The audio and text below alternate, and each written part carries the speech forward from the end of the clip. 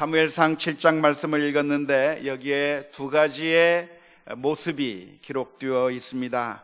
하나는 하나님의 언약궤가 이스라엘에 돌아온 지 20년이 되었다고 하는 것입니다. 그동안 이 언약궤가 어디에 있었습니까? 블레셋에 있었습니다. 블레셋에 있으면서 그 블레셋 사람들을 힘들게 하고 고통스럽게 했었는데 그 언약궤가 이스라엘로 돌아오게 되었고 이스라엘로 돌아온 지 20년의 세월이 흘렀다고 오늘 본문에 기록하고 있습니다. 2절 말씀을 보니까 이렇게 기록합니다.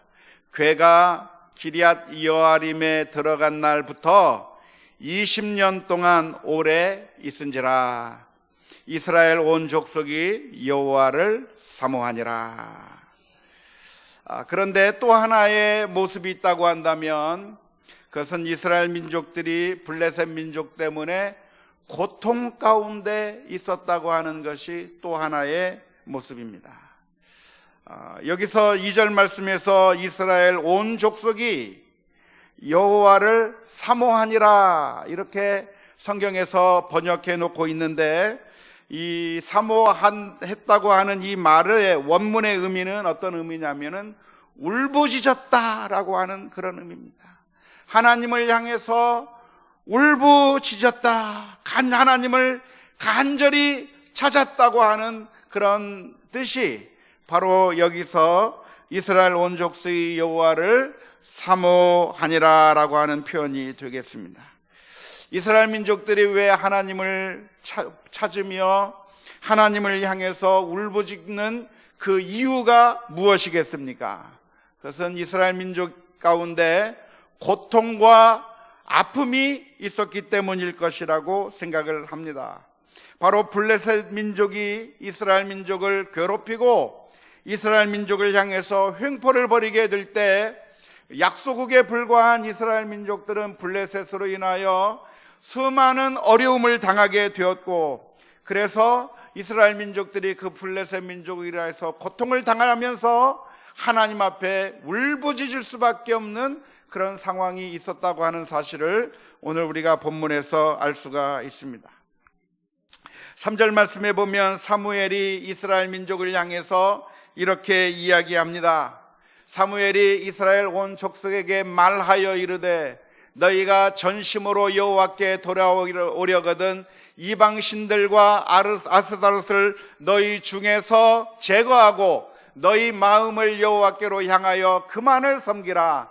그리하면 너희를 블레셋 사람의 손에서 건져내시리라.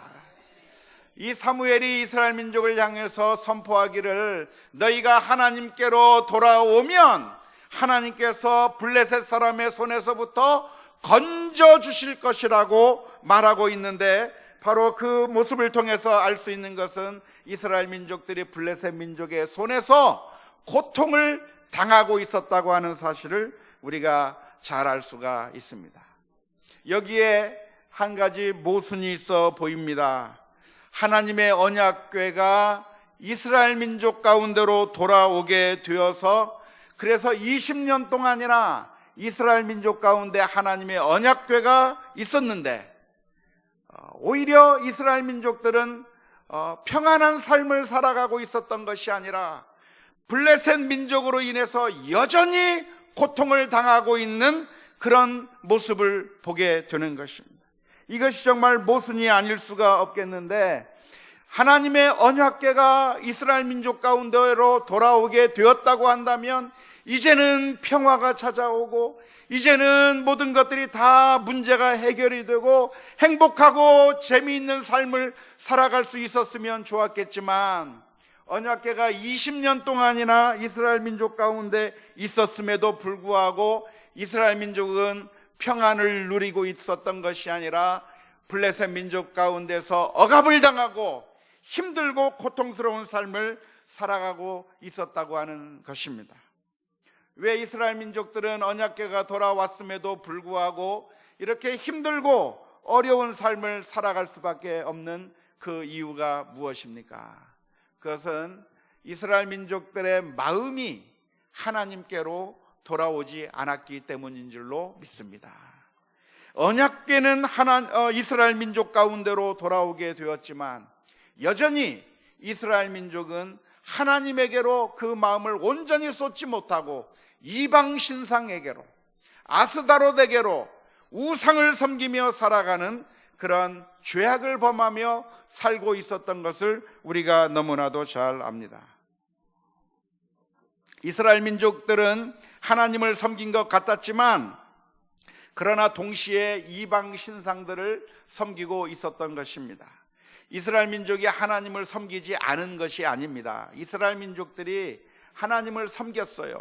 여호와 하나님을 경배하고 찬양하고 제사를 드리고 하나님의 말씀대로 하나님 앞에 제물을 하나님 앞에 드리면서 여호와 하나님을 섬겼습니다. 하지만 이스라엘 민족들은 하나님을 섬겼을 뿐만 아니라 이방 신들을 똑같이 같이 섬겼다는 겁니다. 이스라엘 민족들이 하나님을 섬기면서 다른 모든 신들을 다 제거해 버려야 되는데 하나님도 섬기고 우상도 섬기고 양다리를 걸치면서 신앙생활을 했다고 하는 것입니다. 왜 이스라엘 민족들은 하나님을 섬기면서 동시에 이방신상을 섬기게 되었을까요? 그것은 이방신이 아주 매력적으로 보였기 때문에 그렇습니다.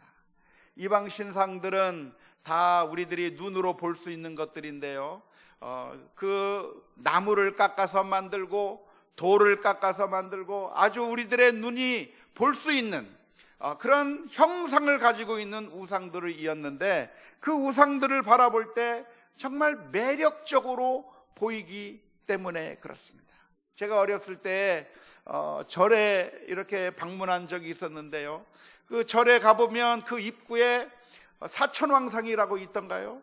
그 사천왕상이 그 입구에서 큰 눈을 부릅뜨고 그리고 몽둥이를 들고 칼을 들고 막 이렇게 쳐다보고 있는 그 모습을 보면 위압감을 느낄 정도로 그렇게 사람의 마음이 그 앞에서 무서워지는 그런 느낌을 받기도 하고, 또 우상을 아주 크게 만들어 놓으면 그 앞에서 사람들의 마음이 주눅이 들기도 하는데 이 이방 신상의 그 모습들을 볼 때마다 사람들은 그 마음에 끌리게 되어 있는 무엇인가가 있었기 때문에 그렇습니다.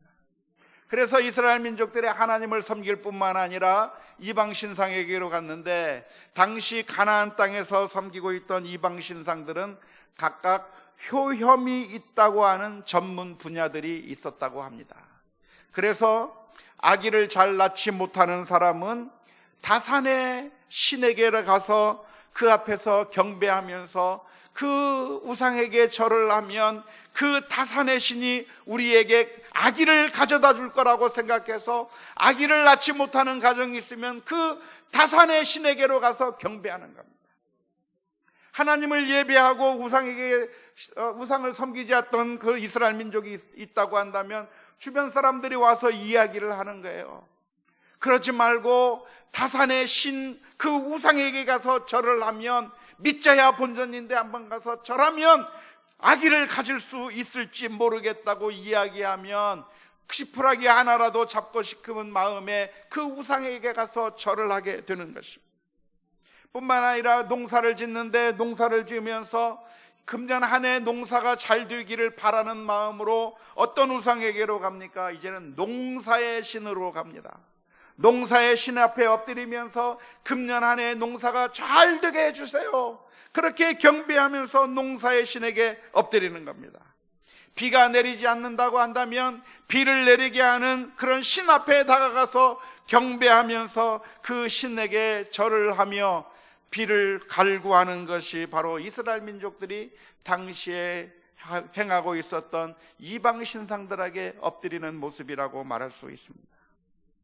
하나님은 어떤 하나님이십니까? 하나님은 보이지 않는 하나님, 여호와 하나님은 눈에 보이지도 않기 때문에 존재하는 것처럼 느껴지지도 않지만 이방 신상들은 형상을 만들어 놓았기 때문에 우리들의 눈으로 확인할 수가 있고 안정감을 줄 수 있는 그런 우상들이었기 때문에 이스라엘 민족들은 힘들고 어려운 일이 있을 때마다 그 분야에서 특효가 있다고 생각되는 우상들에게로 찾아가서 경배하면서 하나님에게도 절하고, 그리고 또 우상에게도 찾아가서 절을 하면서 이렇게 양다리를 걸치는 그런 신앙생활을 했던 것이 당시 이스라엘 민족들이 살았던 삶의 방식이라고 말할 수가 있습니다.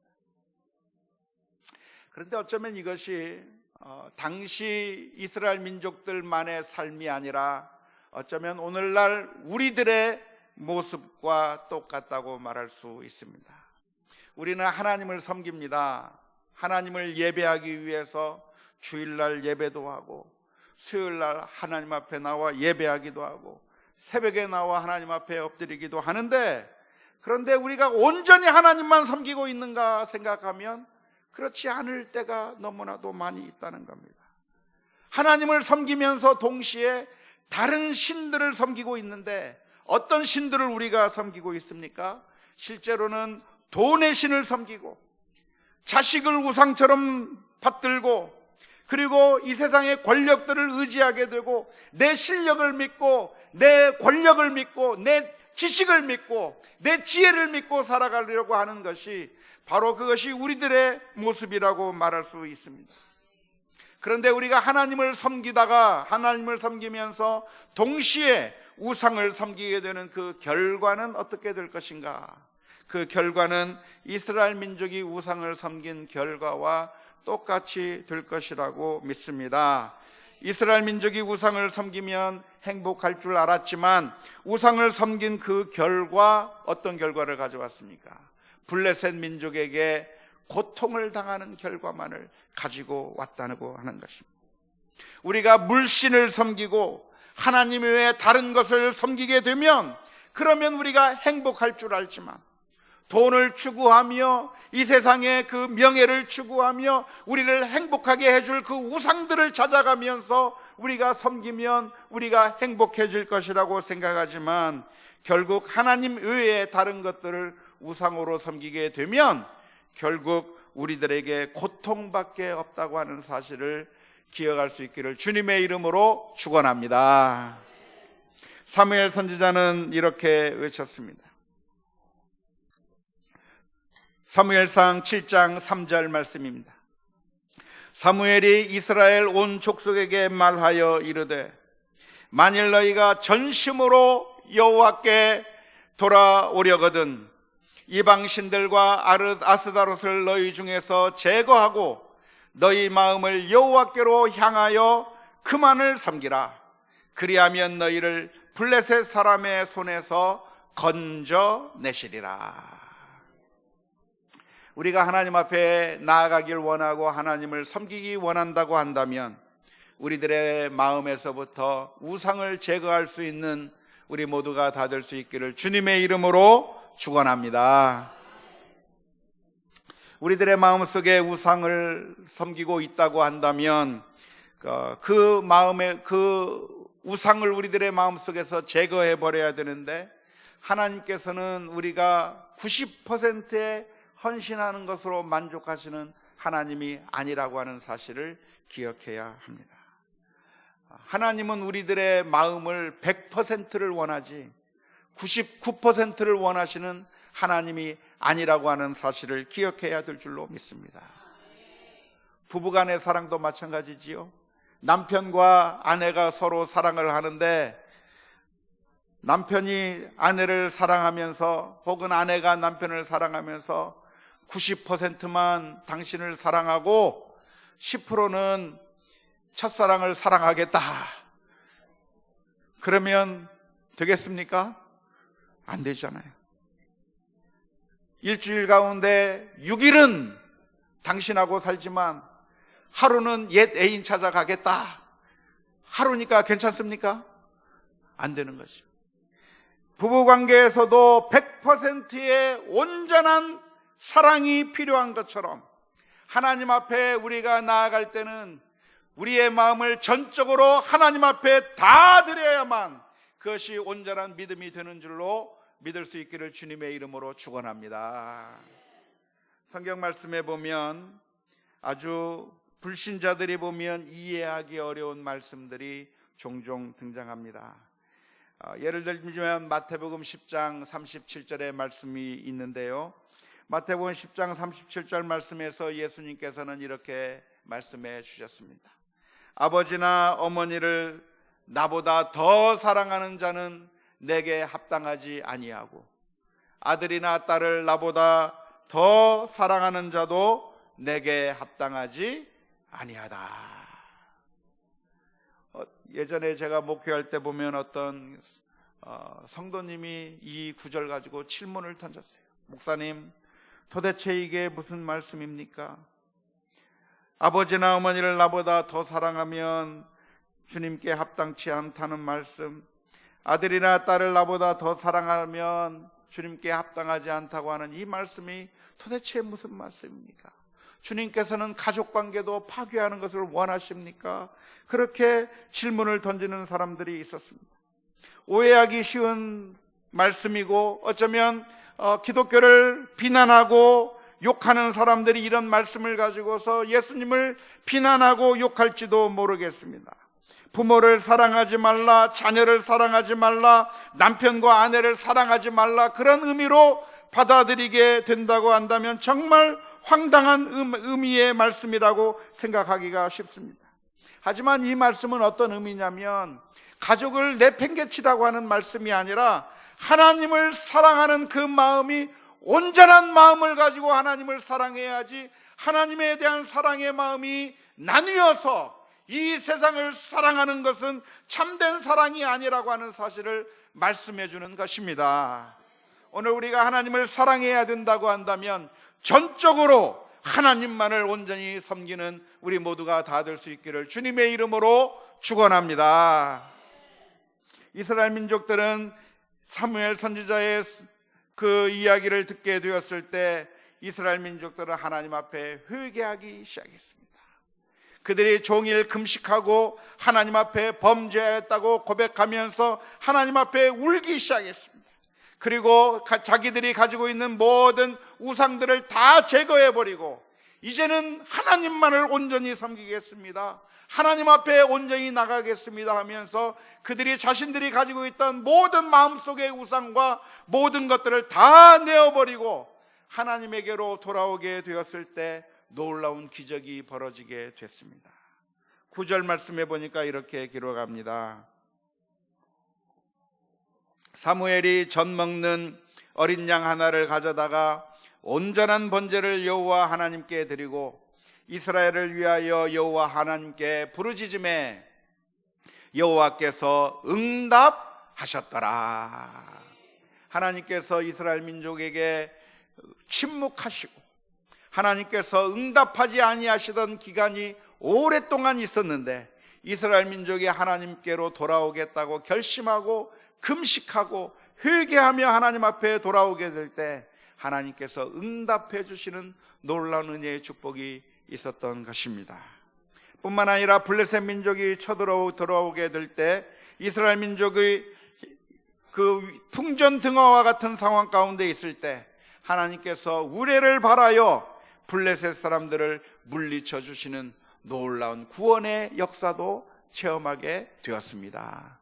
원하기는 저와 여러분들의 삶 가운데서도 하나님 앞에만 온전히 돌아가는 가운데 하나님께서 주시는 놀라운 은혜와 축복이 넘쳐날 수 있기를 주님의 이름으로 축원합니다. 신명기 30장 1절서부터 10절까지의 말씀을 우리가 한번 같이 찾아서 교독해 보도록 하겠습니다. 신명기 30장 1절부터 10절까지의 말씀, 우리가 하나님 앞에 순종할 때 어떠한 축복이 돌아오게 되는 것인지, 우리가 순종하지 아니할 때 어떠한 결과가 나오는 것인지에 대한 그 말씀이 신명기 30장의 말씀 가운데 있는데, 이 말씀을 우리 한 절씩 교독하며 봉독하도록 하겠습니다. 제가 먼저 1절을 읽겠습니다. 내가 내게 진술한 모든 복과 저주가 내게 임함으로 내가 내 하나님 여호와로부터 쫓겨간 모든 나라 가운데서 이 일이 마음에서 기억이 나거든.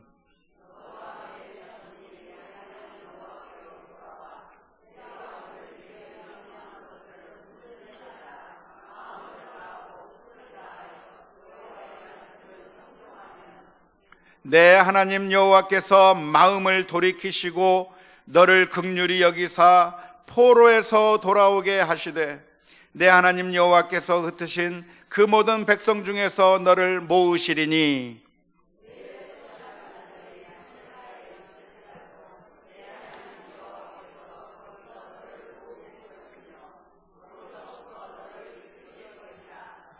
내 하나님 여호와께서 너를 내 조상들이 차지한 땅으로 돌아오게 하사 내게 다시 그것들을 차지하게 하실 것이며 여호와께서 또 내게 선을 행하사 너를 내 조상들보다 더 번성하게 하실 것이며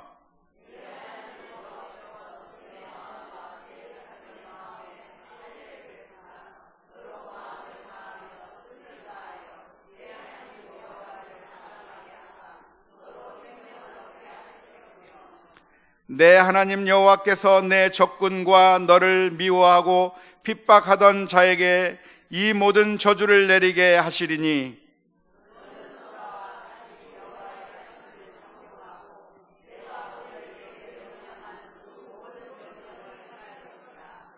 90절은 같이 연결되어 있는데 한 목소리로 읽습니다.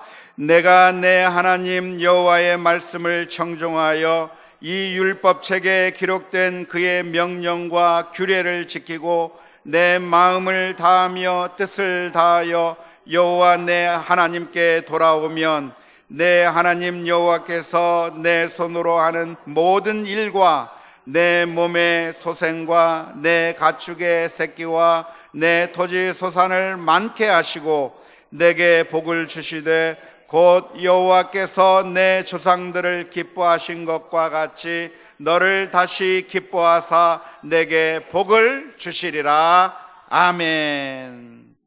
사랑하는 성도 여러분, 우리가 우상에게로 마음을 빼앗기지 아니하고 하나님께 온전히 나아가는 것이 우리들에게 복된 길이라고 하는 사실을 기억할 수 있기를 주님의 이름으로 축원합니다.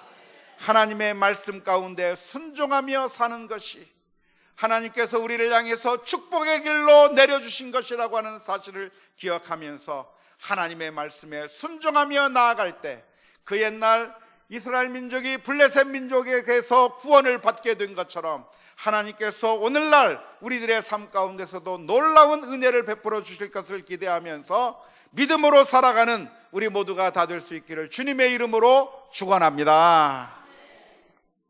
오늘 본문에 보면 사무엘은 하나님과 이스라엘 사이에 중보자의 역할을 하는 것을 보게 됩니다. 블레셋 사람들이 이스라엘 민족을 치러 전쟁을 하러 오게 될 때 이스라엘 민족들은 두려워하면서 누구에게로 달려갔습니까? 사무엘에게로 달려갔습니다. 그리고 사무엘에게 달려가서 부탁을 하기 시작했습니다. 사무엘 선지자시여, 당신은 우리를 위하여 우리 하나님 여호와께 쉬지 말고 부르짖어 주십시오. 전쟁이 앞에 있는 그 상황 가운데서 이스라엘 민족들은 그들이 사무엘에게로 달려가서 사무엘에게 기도 부탁을 하는 겁니다. 사랑하는 성도 여러분, 왜 이스라엘 민족들이 지금 이런 위기의 상황 가운데서 사무엘에게 달려가서 기도 부탁을 한 이유가 어디에 있겠습니까? 그것은 그 당시에 이스라엘 민족들이 스스로 하나님 앞에 직접 나아갈 수가 없었기 때문에 그렇습니다. 물론 구약시대 때도 하나님 앞에 나아가 엎드리고 기도하고 간구할 수가 있었겠지만, 하지만 우리 죄가 많은 우리 인생들이 하나님 앞에 바로 나아간다고 하는 것은 어려운 문제였습니다. 그래서 하나님께서는 하나님과 사람 앞에 중보자로 선지자들을 세우시고 제사장들을 세워주셔서 그 사람들로 하여금 하나님 앞에 기도할 수 있는 그 하나님 앞에 나아가 간구하는 사람들로 세워주신 것이 구약시대에서 있었던 하나의 제도라고 말할 수 있습니다. 오늘날 예수님께서 십자가에 못 박혀 죽으시고 하나님과 우리 사이에 막힌 죄의 담장을 무너뜨린 이후에는 하나님과 우리 사이에 중보자는 누구이십니까? 예수님이십니다. 사람이 하나님과 우리 사이의 중보자가 되는 것이 아니라 우리를 위해서 십자가 위에서 피 흘려주신 우리 주님께서 우리와 하나님 사이의 중보자가 되시는 줄로 믿습니다. 그래서 이제는 우리가 어떻게 해야 됩니까? 문제가 있을 때 누구에게로 달려나가야 됩니까? 주님에게로 달려나가는 거예요. 우리가 하나님 앞에 나아갈 때 예수의 이름을 가지고 나가야 될 줄로 믿습니다. 디모데전서 2장 5절 6절 말씀에 보면 이렇게 기록합니다. 하나님은 한 분이시요 또 하나님과 사람 사이의 중보도 한 분이시니 곧 사람이신 그리스도 예수라. 그가 모든 사람을 위하여 자기를 대속물로 주셨으니 기약이 이르러 주신 증거니라. 사랑하는 성도 여러분, 옛날에는 우리가 하나님 앞에 함부로 나아갈 수가 없었습니다. 함부로 나아가다가 우리의 죄로 인해서 우리가 나아갔다가 죽을 수도 있었습니다. 그래서 우리를 대신해서 제사장이 속죄의 제사도 드려야 했었고, 사람인 어떤 중보자가 있어서 그 중보자가 대신 하나님 앞에 나아가야 했었습니다. 그래서 오늘 본문의 말씀을 보면 블레셋 민족들이 쳐들어왔을 때 이스라엘 민족이 하나님 앞에 직접 나아가지 못하고 사무엘에게 나아가서 기도를 부탁하고 간구하게 되었을 때 사무엘이 이스라엘 민족을 위해서 기도하고 하나님께서 그 사무엘의 기도를 들으시고 이스라엘 민족을 구원해 주셨는데, 이제 신약 시대에 사는 우리들에게는 우리 주님께서 하나님과 우리 사이에 중보자가 되어 주시는 줄로 믿습니다. 이제는 우리 모두가 다 하나님 앞에 직접 나아갈 수 있는 그런 특권, 자녀의 특권이 있다고 하는 사실을 기억할 수 있기를 주님의 이름으로 축원합니다. 제가 아는 어떤 목사님은 자식을 너무나도 사랑해가지고 자식의 말이라고 한다면 무조건 다 들어준다고 그래요. 그래서 누구랑 만나고 있는 중에도 아들에게 전화가 오면 그 모든 일들을 다 내팽개치고 아들에게로 달려가서 아들의 이야기를 들어준다고 하는 그런 목사님이 계십니다. 그런데 사랑하는 성도 여러분, 아십니까? 이제는 우리가 예수 그리스도 때문에 우리가 하나님의 자녀가 된 줄로 믿을 수 있기를 주님의 이름으로 축원합니다. 우리가 하나님의 자녀이기 때문에 이제는 우리가 하나님 앞에 직접 기도하며 나갈 수 있는 줄로 믿습니다. 물론 기도 부탁을 하셔도 좋습니다, 저에게. 하지만 제가 기도하는 기도의 능력이 더 특별한 게 아니고 우리가 직접 예수 그리스도의 이름으로 나아가 기도할 때 하나님께서 들어 응답해 주신다고 하는 사실을 기억하면서 힘들고 어려운 문제들이 있을 때 좌절하지 말고 고생하지 말고 하나님 앞에 엎드려 기도하는 가운데 하나님께서 주시는 놀라운 은혜와 축복이 우리 모두에게 넘칠 수 있기를 주님의 이름으로 축원합니다. 우리 함께 같이 찬양했으면 좋겠습니다.